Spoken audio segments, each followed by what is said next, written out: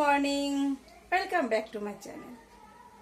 তো আজকে আমি খুব তাড়াতাড়ি সমস্ত কাজকর্ম করে নিয়েছিলাম, সেই জন্য সকাল থেকে ক্যামেরাটা অন করার সময়ই পাইনি। আমি আজকে মাকে নিয়ে কলকাতায় ডক্টর ভিজিটে যাচ্ছি। মার চোখটা অপারেশন করার ব্যাপারে কথা চলছিল, সেটা তোমাদের আমি বলেছিলাম।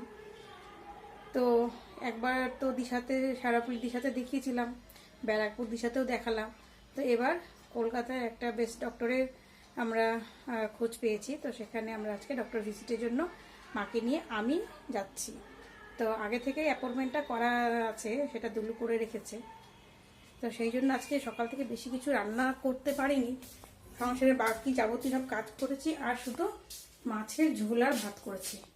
এই দেখো, এই যে ভাত আমি খেয়ে নিয়েছি, দুলু খেয়ে ডিউটি গেছে।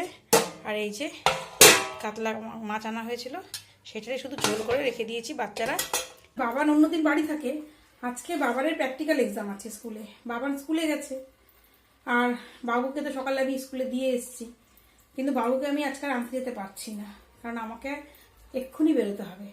সেই জন্য আমি রেডি হয়ে গেছি। আর বাবুকে আনবে বাবুর এক বান্ধবীর মা, মানে ও একই সঙ্গে পড়াশোনা করে, অগ্নিফার মা গার্গী। ও আজকে আমার বাবুকে স্কুল থেকে নিয়ে আসবে।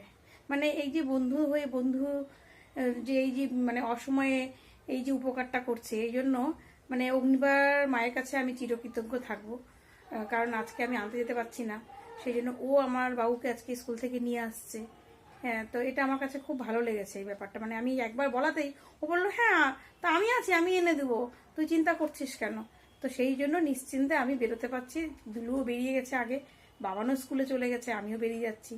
তো অগ্নিভার মা অর্থাৎ গার্গী এনে বাবার হাতে বাবুকে দিয়ে যাবে, তারপরে বাবা স্নান করিয়ে ভাত খাওয়াবে।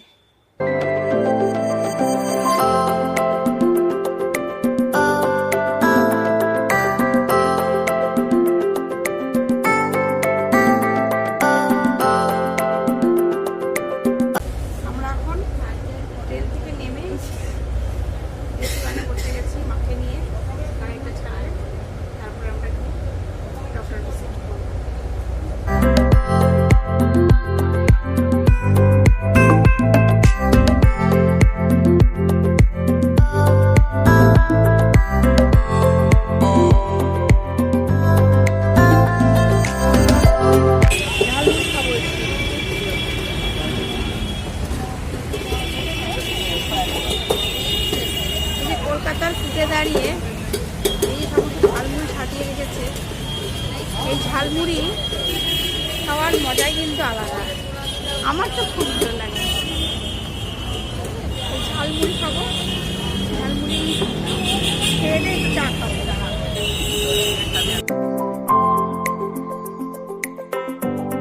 মার একটা ট্রিটমেন্ট চলছে ওখানে, তো মাকে বসিয়ে রেখে একটু বাইরের চা আর একটু ঝালমুড়ি খেলাম। এবার মার জন্য একটু কিছু খাবার নিয়ে আবার মার ওখানে যাবে। তার জন্য একটা চিকেন এসেছি।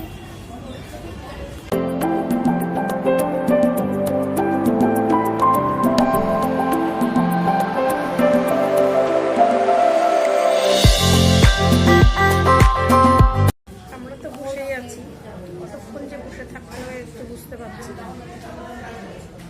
অনেকক্ষণ যাবতীয় এখানে বসে আছি, প্রায় 3 ঘন্টা পার হয়ে গেছে, এখনো মনে হয় আরো ঘন্টা দেড়েক লাগবে।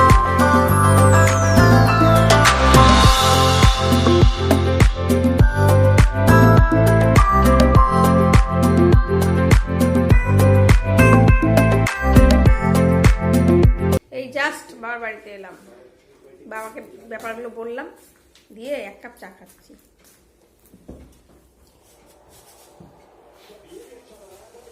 এটা কার খেলা হচ্ছে, ইন্ডিয়ার কার?